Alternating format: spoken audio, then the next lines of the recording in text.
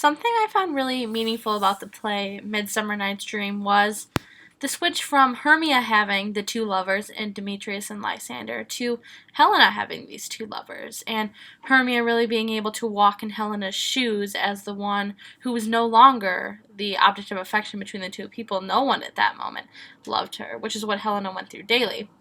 And I also thought it was exciting to see the conflict between Demetrius and Lysander when they were fighting over Helena.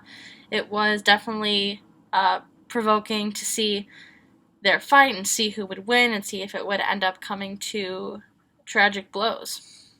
Some themes that I found in the play were that magic meddling leads to no good. Lysander being wrongly administered the love potion had horrible consequences, and it ultimately just led to a bunch of chaos. Another theme would be the chaotic nature of love in general, from Lysander and Hermia loving each other when she was supposed to love Demetrius, who loved Hermia, but Helena loved him, and just the confusing nature of love only made more complicated by the love potion as it was administered. And another theme would be the fantasy and reality of relationships. The love potion did cause a lot of fantasy in relationships. Lysander loved Helena, but he didn't really love her without the help of the potion, and it was really manufactured and fake, like with Titania and Bottom. And then the real relationships came back with Hermia and Lysander being together again, and there was just a big contrast between those. The meta-theatricality, the kind of play within a play portion, I think it really served a function of comic relief in one way. It kind of interluded between the more dramatic scenes, and it was the commoners practicing to perform a play, and it was interesting to contrast with the make-believe events in the play and then the reality that was going on within the play itself.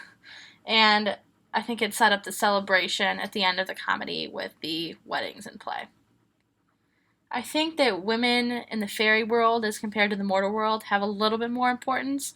Titania was the queen of the fairy world, and Helena and Hermia in the mortal world were really more reliant on men. They definitely didn't have as much of their own voice, but I think that women in general were portrayed as pretty helpless.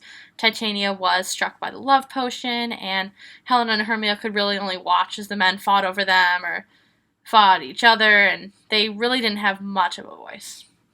And I think that the audience saw that the men, when they acted as women, because they were used to it. Women weren't involved in Elizabethan theater, not until after Charles took back the throne, and the audience was used to seeing men in women's clothes, so I don't think Hermia and Helena portrayed as men really fazed them. I think that they had the suspension of belief that's so important in an audience.